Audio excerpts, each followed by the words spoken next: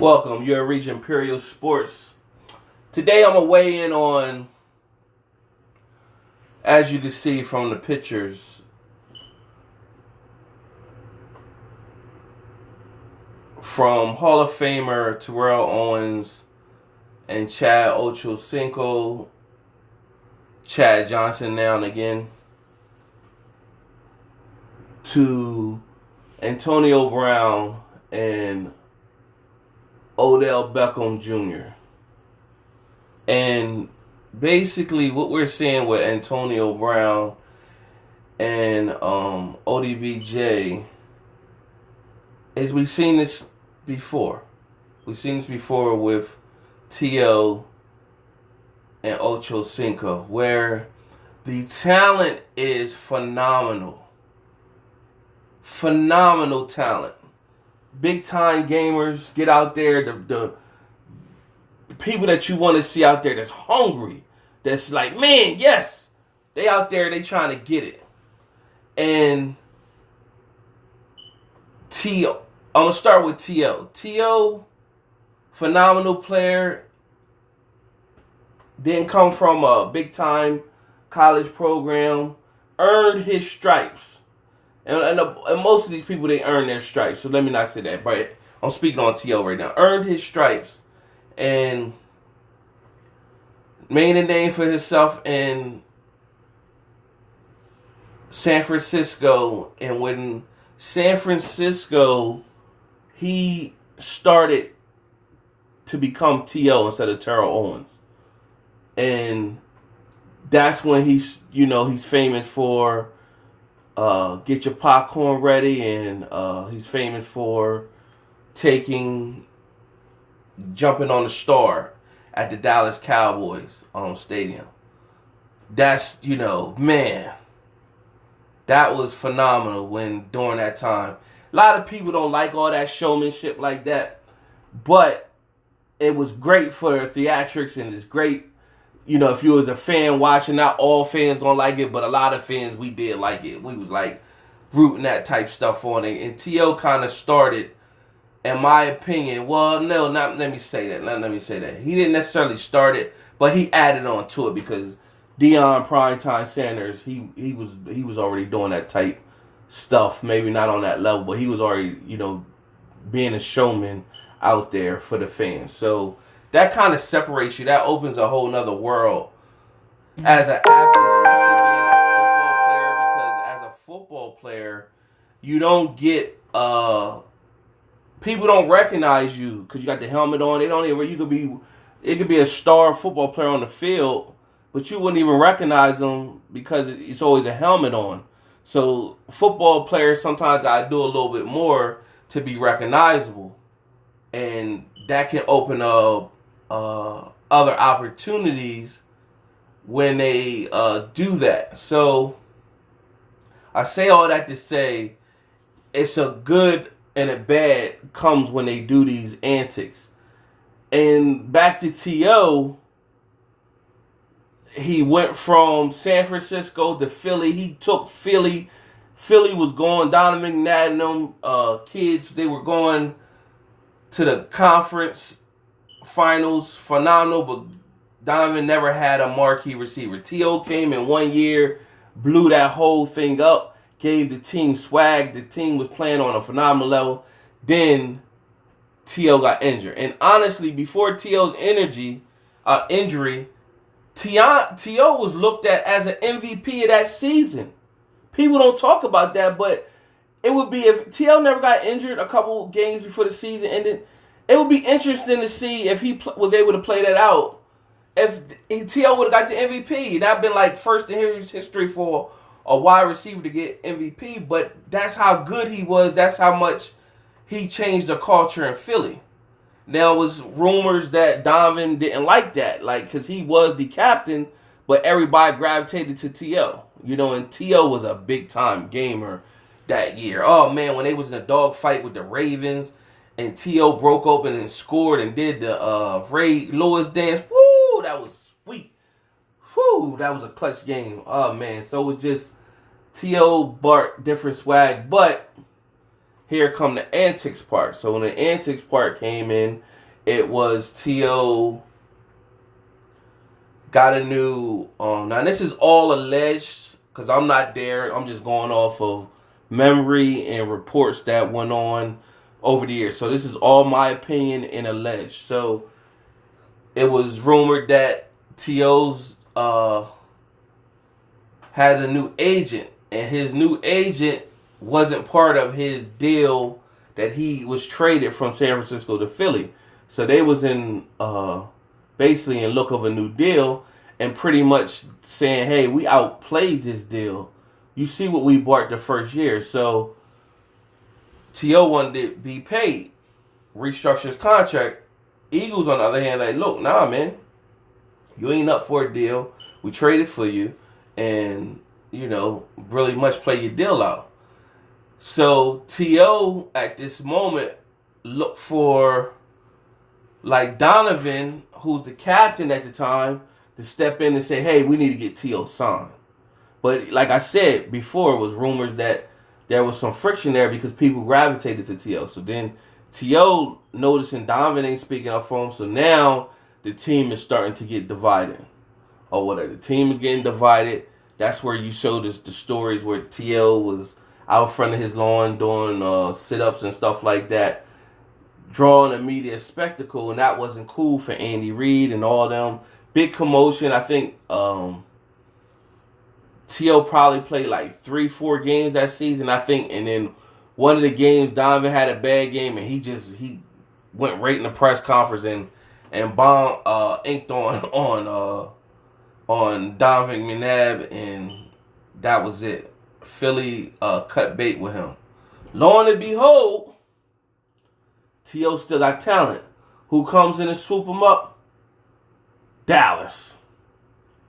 Came in and swooped T.O. up. So we starting to instantly think like, okay, man, let's go. You getting another shot. All right. You get over in Dallas. Has okay seasons. Him and Romo getting a rapport. But T.O. doesn't like that Romo has a better rapport with Jason Witten. And Jason Witten and Tony Romo, that's his guy. So he's always looking for Witten, and T.O. not feeling that whatever. So T.O. had antics with that. He did my quarterback. He cried on a press conference. It was a situation that happened where T.O. was he had some type of like overdose scare or something like that. Took the wrong pills or something he was doing, and the ambulance had to be called. So it was a lot of stuff that was like, T.O., is you in the news.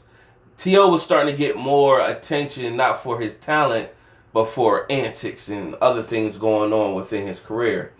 And of course, the Romo situation ran its course. T.O. started bashing Romo. Now it's not looking good. You didn't bash Jeff Garcia in San Francisco.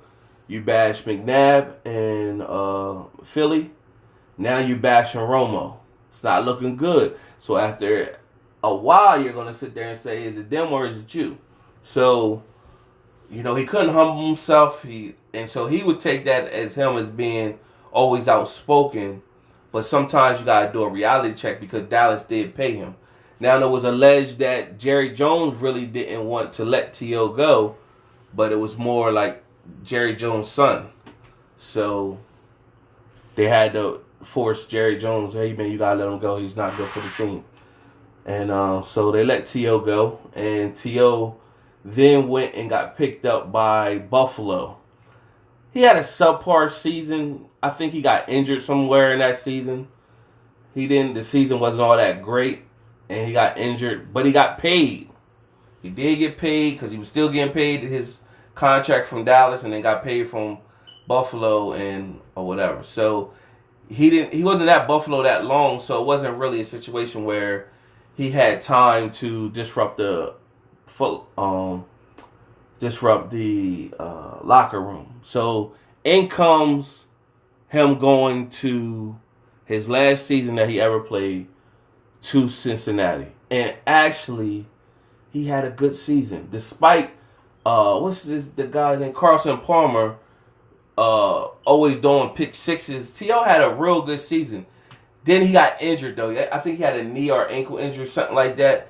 And if he would have stayed healthy, even though the Bengals had a losing season, he would have struck over 1,000 receiving yards that year, I believe, because he was somewhere close to that. And he had a real good season. They thought, well, maybe with him and Ocho-Cinco at the time, Chad Johnson, those dynamic together, that's where you see the picture comes from, that they will really explode and be able to destroy the league offensively.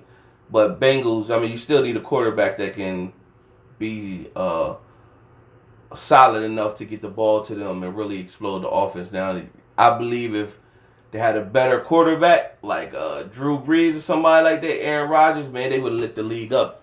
But they didn't. Carson Palmer is what he is. He's always been an okay quarterback. Injury prone, pick six and all that.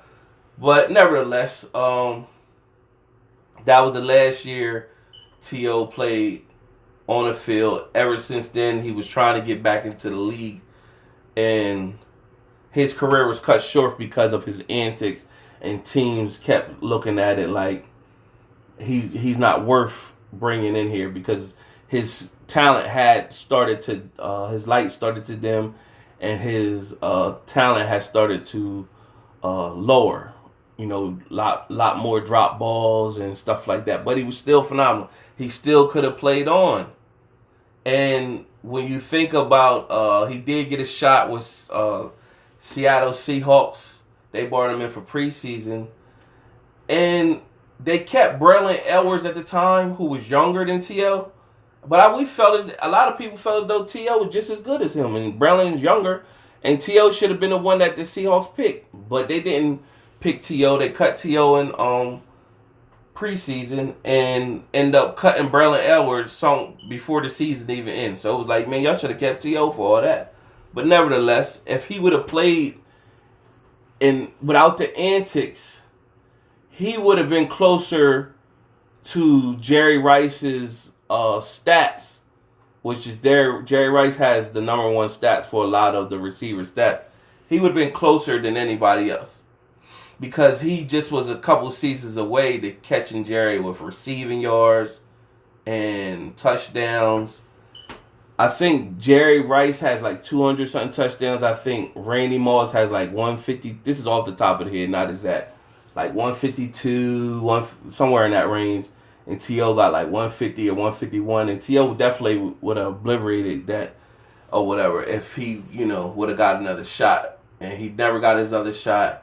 They never let him back in the league, and he did become a Hall of Famer, but right up to the end, he's trying to prove a point or stand on whatever he believed in. And, he got into the Hall of Fame, but he didn't show up to the big ceremony. He had his own ceremony and basically, still boycotting. So right up to the end, he stayed 10 toes down, and then you hear all these alleged reports of financial issues and stuff like that, and then that could be a whole nother video for another time. But nevertheless, that's T.O. Then you got Chad Ocho-Cinco, who in a blip in a moment, there was about 4 to 5 years. Maybe exaggerating. Give it 3 to 5 years, where Ocho was like the man in the league. You know what I'm saying? Looked like had the look of what's my man, Definition Man, Wesley Snipes, with the blonde hair, bald on the sides, man. He had that going for him, man. Ocho would send packages to cornerbacks, letting them know I'm coming to your town this week. I hope you can stop me type time. So, Ocho antics, you know what I'm saying? He was mostly known, he did that little Irish dance at the end of one of his celebrations. So Ocho antics, he picked right off of what T.O. was doing his own, got his own fan base, and everybody was on the Chad Johnson Ocho-Cinco wave, you know what I'm saying? And of course, his antics started to outweigh his talent. His course he ran his course at Bengals, and then I think he either got traded or he was in that little in between stage, and Patriots picked him up. And for some reason, they the report showed, and this is alleged, that saying that he couldn't get the Panthers, he couldn't understand the Patriots offense. So the whole season he was null and void, barely getting playing time. Just you never even knew he was out there. He was quiet, and then he had one catch in the playoffs, and they didn't even win the Super Bowl this year. I think this Giants second time they won the Super Bowl against them. And he had the one good catch, and then Brady looked over like, yeah, you caught it. Pointed at him. Everybody remember that. And then that was it. They let him go in all season. And then I don't know if he disappeared for a year or maybe that same all season he got picked up. Now, during this time, Chad also was... His antics allowed him to start making additional money. So he had endorsements. He started getting into reality TV. He had his own reality show.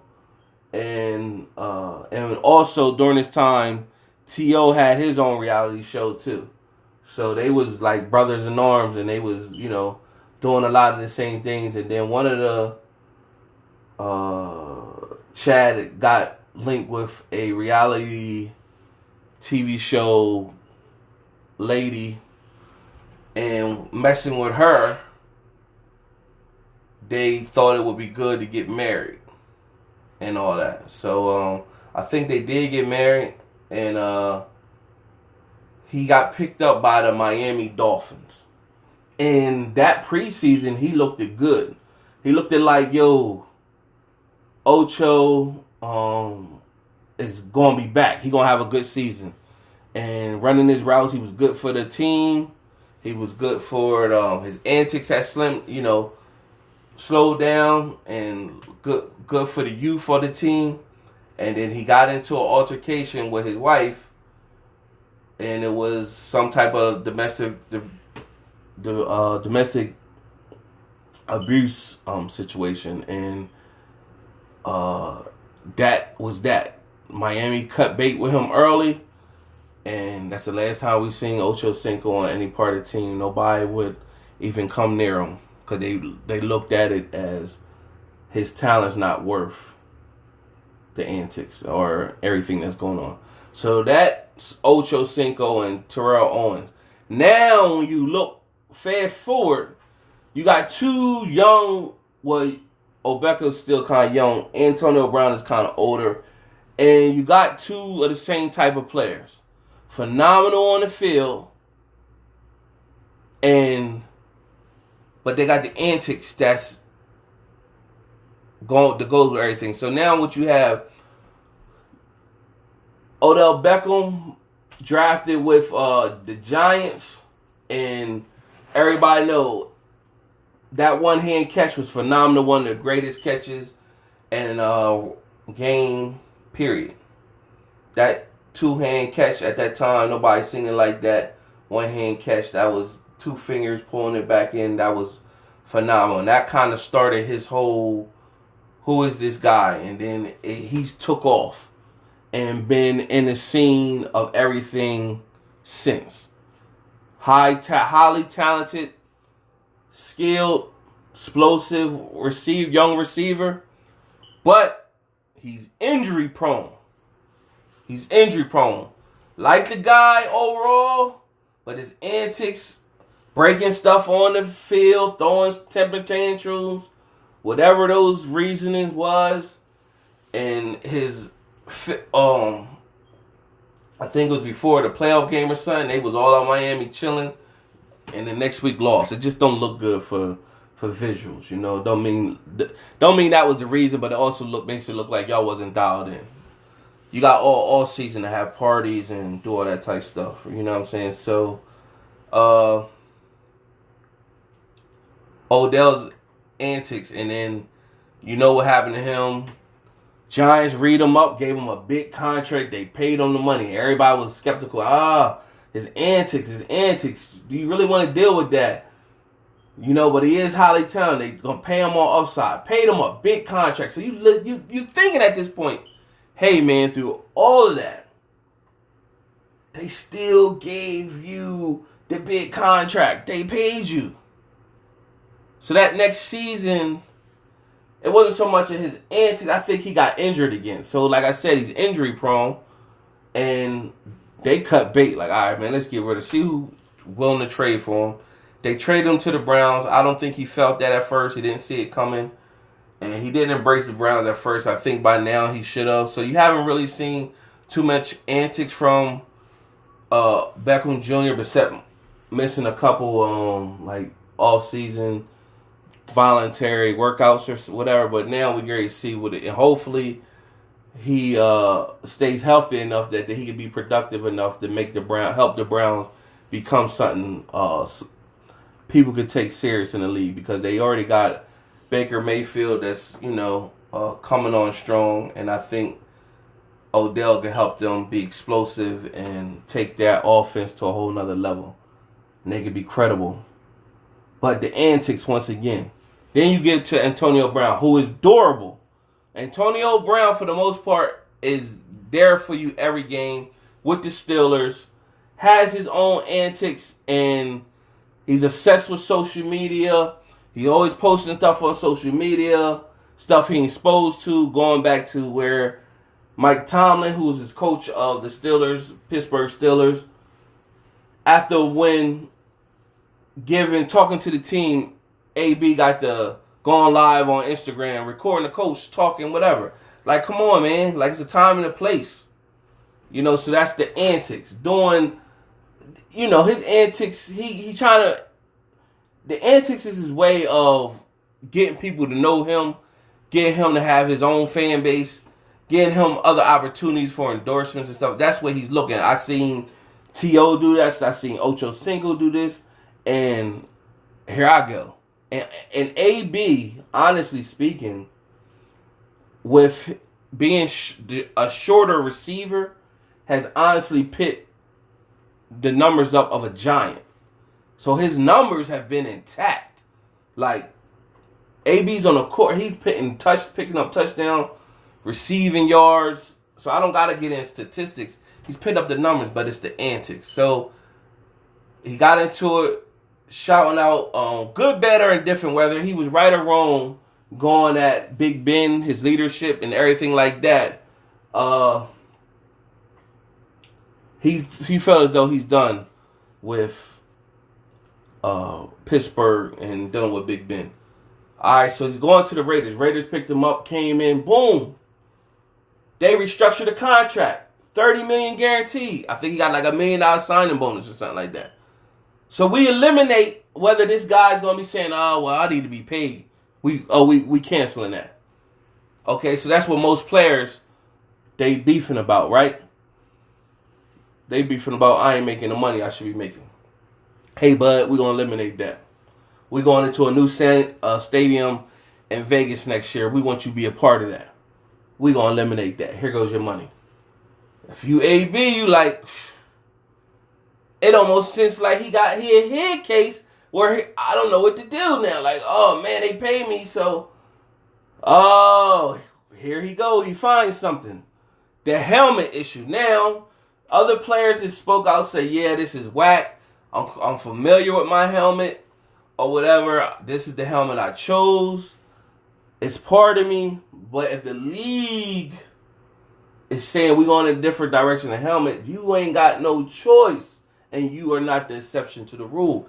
And yes, you do have the right to fight for your cause. And but I don't know if that same cause caused you, because of your helmet issue, to be so much a bigger distraction that you miss time with the team. Because I can see, hey, I got a helmet issue. I'm not getting out there, whatever. But you should still be with the team. But on top of all that, the league gives you 30 different helmets you could choose from. So you mean out of 30 different helmets, you can't find one that they could custom make for you to get it to your liking out of 30? See, it's just, that's the antic part that everybody like, man, AB, we want to fight for you. We want to root for you, but you taking it beyond. Then he had the feet situation where they go into like one of them, I forgot what the type, hyperbolic chamber type thing where it allows your body to recover faster. And he's supposed to, inside of that thing, he's supposed to have protective footwear on, and he didn't. And he went in there a bonehead with no protective on his feet, and his feet damn near froze off and was blisters all over his feet, so he couldn't practice. So that's another antic situation, but they didn't hold him accountable. So you had the helmet situation going on, you had the feet situation going on, and so at this point, we don't see any fault of the Raiders. Unless some things haven't come out, we don't really see too much fault of the Raiders. It's more here, this what comes along with AB, Antonio Brown. Now, you got the latest situation where, okay, he missed some walkthroughs or meetings or whatever he did. The Raiders want to fine him. They sent him a letter. He takes the letter and broadcasts it on social media. Why, my dude? Even if you didn't feel it, all you had to do is get your lawyer or the players' union, fire, appeal or grievance, whatever. I don't feel as though handle that behind the scenes. You know, you didn't already caused enough antics, unnecessary publicity, all football related, pretty much. You caused that. Why keep it going? But he want to keep it going, and it's alleged that he has got into it with the GM of the Raiders, and they had a back and forth shouting match, and that brings us to the day where he's not showing up to training. Maybe that's because of he already had something already going on, or it's related to the situation with the guy, with the GM.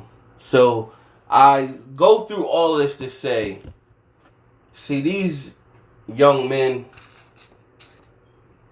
and then once the Raiders say, all right, let's just cut it. Fuck it. Part of my language, but let's just cut bait. Let's get rid of this guy. Forget his $30 million signing bonus or that or whatever money, and it's not worth it. What if they get into that position? And then no other team want to grab him. But I believe this year particularly, another team will still grab him because he still has value. But when all teams get in their head, you don't have the value no more, and you're not worth it, then you get these players come and say, I was blackballed, and it's not right, and I wasn't given a fair shake. But these are the moments where your antics outweigh your talent. And it's hard for people looking from the outside in to galvanize and be with you when even we looking at the situation like, come on, dude. Like, so if you're looking from the reality check of these situations, is you looking at privileged people. This ain't even kings. Now people could say, well, AB must got a bunch of yes men around him or whatever, and he don't have nobody in his corner that kind of talks to him setting the record straight. Well, that could be the case, but then he also could have people like that, and he just ain't listening. She like, whatever, I don't gotta listen to them, because somebody, it could be in his corner like, yo, AB, you tripping, like you know what I'm saying, you going too far beyond. So he's coming off like a sense of entitlement, privilege, and head case, or whatever. Nobody telling AB to be not stand firm on what you believe in if you feel as though you being done wrong. But for what we see on the surface, and again, these opinions are coming from what we hear and see or witness on the surface. Of course, none of us don't know the ins and outs because we're not here with him day to day to really know what's going on. But from the outside looking in, from an opinion base, and we are entitled to our own opinion, and it sounds more head case. Like, in his world, it seems like he's the antics, this is what's up. What I'm doing is, this is what's up. From our world, we like, nah, bro. We all fighting for when we see players fighting for their money. When we just seen Zeke Elliott not do the whole preseason because he fighting for to get the extension contract in which he feels as though he deserved. We all rooting for that. And guess what he did the whole time? Shout out to him on that. He was mute the whole time. He ain't had to, and through the times where it seemed like Jerry might have been poking the bear or saying whatever, he ain't say jack. He just kept right on moving. I'm not saying nothing, and we gonna see how it is. We can respect that. We can respect Le'Veon Bell position. He believed what he believed in. He set out the whole last year. Came back this year, fully charged, ready, got his money. We all rooting for guys to get their money because it is a gridiron sport. It is a sport that you get your head knocked off, paralyzed. After you're done abusing your body, now you gotta spend the rest of your life, pardon me, with health conditions. So you gotta get your money while you can, right? But when they give you the bag,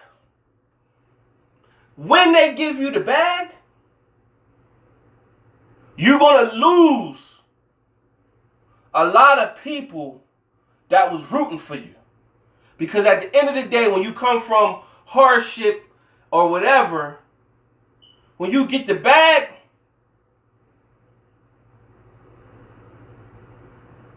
that's what it was all about. Because you know, getting that type of money, you can change things. And somebody might come back, well, it ain't all about the money. Yeah, in some cases, it ain't all about the money or whatever. But honestly speaking, when you look at Odell Beckham and Antonio Brown, who both got the bag, but what is their fight? What are they standing on? Like, it was a couple weeks ago that they still had Odell Beckham speaking on Giants. Why you feeling some... Man, I wouldn't even feel no... Man, you supposed to... Whatever. Keep it moving. I ain't got nothing to say about them. Wish them the best. They wish me the best. I'm moving on. Because you got your bag. You got the bag. Why? Keep it going. Now show us your talent on the field, Odell Beckham Jr. Stay healthy. Be great. Stay healthy. Be great. Get in the playoffs. Do something. Bring a championship to Cleveland. Now it's about you getting to the money where you can start to build your own legacy and your own conglomerate outside of football. But be great though. Because a lot of you guys that's doing all the whatever, you're not getting no Super Bowls, none of that. And that's what it's about. Now let's be great on the field. Antonio Brown, I don't know what's great come about with this situation. Because it's not looking good. Everybody else is looking like, man, Raiders need to just pack it in, call it, cut it on him. It's not worth it. Because you bring in too much of the wrong distraction, attention, and then the season ain't even start. Now, this might be all null and void. Sunday come, Antonio Brown on the field, and he has a spectacular turnout. He pitting up numbers, scoring, and they might say, yeah, this is why we pit up with his stuff. But it's been it was in a movie years ago where the guy said he said something like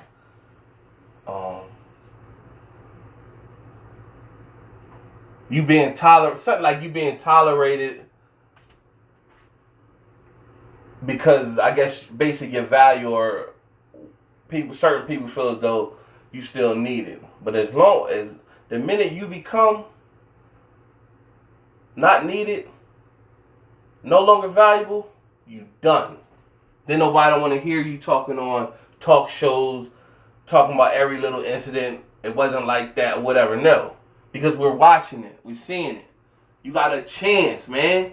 Get out there and ball out. You got the bag. You can change lives if you haven't already been changing lives. Because you highly talented. And it sounds cliche, but when they say when with great power comes great responsibility. You got responsibility, man. Because that's not, the average person hasn't been, you put the work in. So you could, if you're Antonio Brown or any of these athletes, man, I put the work in, I put the hours in to be great on that field. Salute. And you got, for all that, to make millions for all your hard work that you put in, you got millions for that. But don't think people supposed to get on your side when they looking at your antics. When the average person, the majority of your fan base are not players in the league or in another league that's making the type money you making. The majority of fans are people who got opinions or in a different world. In a regular world, working day to day or whatever. So they could get with you, but then they're looking at from their angle, man, if I was making that type of money, man, I'd be cooling. Or if somebody, a relative that I knew, we might push the elbow, but not too far for what? We getting paid, we making moves, we buying property, we setting up an empire of our own legacy. And maybe AB could be doing all that. But I gotta say these type things because I'm both looking at the two people up top, Terrell Owens and Chad Johnson, who I like both of their games on the field, and some of the antics I was with. But both of them had financial troubles after the league. So when they was getting to the bag, what was they doing? So we don't know. We can only hope that ODB seems like he's setting stuff out for himself. We can only hope AB is doing right. Because once you don't, and we start hearing you got financial, people don't care. They don't feel sorry for you. Because when you had the opportunity, this the bull stuff you was doing. So, at the end of the day, I just thought I'd give my 2 cents on it because I seen he might get suspended from the Raiders. And I just thought of the other 2 guys on here. Subscribe and like, share the video. The more this channel build, the more content I start bringing to here. Every now and again, I just throw a video on here just to get my own opinion out because I see a lot of talk shows and other vloggers, and sometimes I got to get my own way to express my thing out. So other than that, subscribe and like, share the video. Till next time.